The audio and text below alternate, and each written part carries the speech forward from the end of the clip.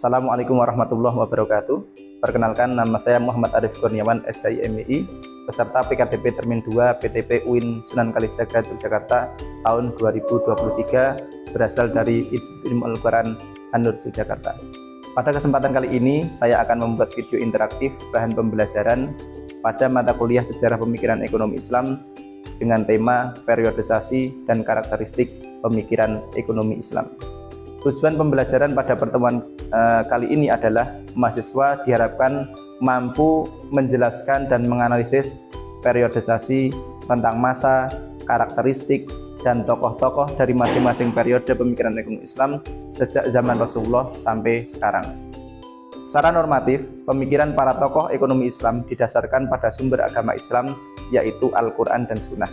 Refleksi pemikiran para tokoh akan tercermin dari perkembangan politik yang ada di zamannya. Jika kita menelaah perkembangan politik, sosial, serta tatanan kenegaraan dalam lintasan sejarah perkembangan Islam, maka kita dapat pula menetapkan fase-fase pemikiran ekonomi Islam yang berkembang dari zaman Rasulullah hingga kontemporer saat ini. Dengan menelaah perkembangan sosial, budaya, dan politik yang dikaitkan dengan refleksi para tokoh Islam tersebut, maka perkembangan pemikiran ekonomi Islam beserta karakteristiknya dapat dijelaskan ke dalam 8 fase. Yang pertama adalah fase Rasulullah dan Khulafaur Rasyidin, yang kedua adalah fase pembentukan awal fikih, yang ketiga adalah fase formalisasi kebijakan publik, yang keempat adalah fase pemantapan kebijakan publik, yang kelima adalah fase kemapanan ekonomi, yang keenam adalah fase fatwa, yang ketujuh adalah fase modernisasi, dan yang terakhir adalah fase kebangkitan pemikiran ekonomi Islam. Fase yang pertama adalah fase Rasulullah dan Khulafaur Rasyidin. Fase Rasulullah dimulai sejak kerasulan Muhammad SAW sampai beliau wafat pada tahun 11 Hijriah. Pada periode ini, kekuasaan penentuan hukum sepenuhnya berada di tangan Rasulullah. Sumber hukum ketika itu adalah Al-Quran dan Sunnah. Sedangkan periode Khulafaur Rasyidin dimulai sejak wafatnya Nabi Muhammad SAW sampai Muawiyah bin Abu Sufyan memegang tampuk pemerintahan Islam pada tahun 41 Hijriah.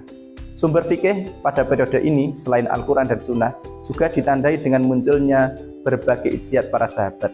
Pada masa ini, khususnya setelah Umar bin Khattab menjadi khalifah tahun 13 Hijriah, ijtihad sudah merupakan upaya yang sangat luas dalam memecahkan berbagai persoalan hukum yang muncul di tengah masyarakat.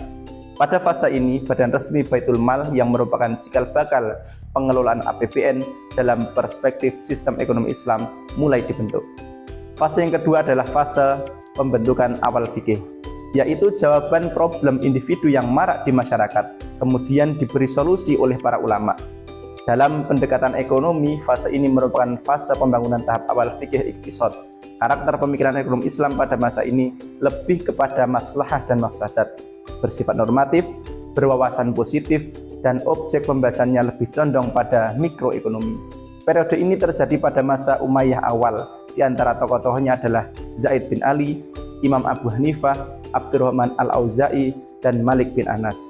Fase yang ketiga adalah fase formalisasi kebijakan publik, yaitu kebijakan-kebijakan ekonomi sudah diformalkan dan disusun dalam sebuah kitab khusus. Periode ini terjadi pada masa Umayyah akhir. Karakteristik pemikiran ekonomi Islam pada masa ini juga lebih kepada maslahah dan mafsadat, bersifat normatif, berwawasan positif, namun objek pembahasannya sudah melebar pada persoalan makroekonomi. Beberapa tokohnya antara lain adalah Abu Yusuf dan Asy-Syaibani. Fase yang keempat adalah fase pemantapan kebijakan publik. Pada fase ini, selain menyusun kitab dalam rangka formalisasi kebijakan publik, juga ada upaya pemantapan yang mengarah pada otoritas negara dalam mengatur perekonomian. Hal ini dimaklumi karena pada masa ini, persaingan mazhab mulai meruncing. Periode ini terjadi pada awal Abbasiyah. Karakter pemikiran ekonomi Islam pada masa ini adalah penekanan pada pengelolaan APBN.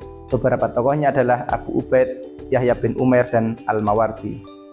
Fase yang kelima adalah fase kemapanan ekonomi, di mana pada masa ini negara dalam puncak kemakmuran dan peradaban.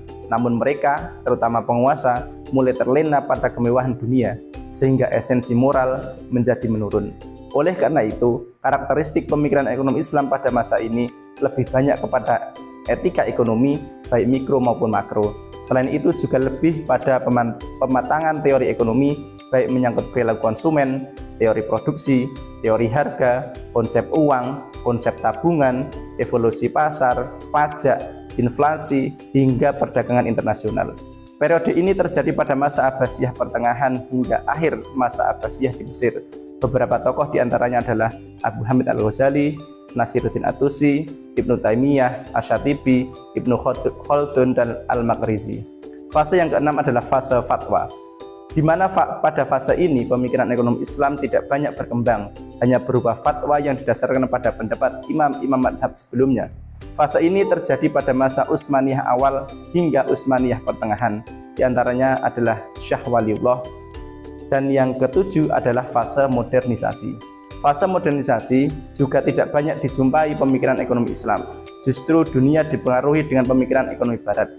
Periode ini dimulai dari masa Utsmaniyah akhir hingga pasca Perang Dunia Kedua. Pada fase ini seakan-akan pemikiran ekonomi Islam telah lenyap. Tatanan dunia benar-benar telah diatur dengan pemikiran ekonomi modern. Namun demikian, masih terdapat beberapa pemikiran ekonomi Islam yang membicarakan tentang ekonomi Islam, misalnya Muhammad Iqbal dan Muhammad Abduh. Yang terakhir atau yang kedelapan adalah fase kebangkitan pemikiran ekonomi Islam. Fase ini dimulai pasca Perang Dunia Kedua hingga sekarang. Di antara tokohnya adalah Muhammad Abdul Manan, Sayyid Muhammad Tarighani, Bakir Al-Shadir, Taqiyuddin Abd-Nabhani, Muhammad Najatullah As-Siddiqi, Umar Chapra, Sayyid Nawad, dan Munzir Kaf. Karena sebuah pemikiran sangat dipengaruhi oleh keadaan sosial, budaya, serta politik yang berkembang di zamannya, maupun di lingkungan tempat tokoh tersebut hidup, maka karakteristik pemikiran ekonomi Islam dari masa ke masa juga terdapat perbedaan. Fokus yang dibahas juga berbeda, problem utama yang dihadapi juga berbeda. Namun demikian, semuanya bermuara pada persoalan pemecahan problem ekonomi yang didasarkan pada Al-Quran dan Sunnah Rasulullah Muhammad SAW. Perbedaan karakteristik serta fokus pemikiran ekonomi Islam dari masa ke masa yang berbeda tersebut menarik untuk ditelaah satu persatu dengan memperhatikan aspek isu utama, aspek sosial, budaya, serta aspek politik. Terima kasih, kurang lebihnya mohon maaf. Assalamualaikum warahmatullahi wabarakatuh.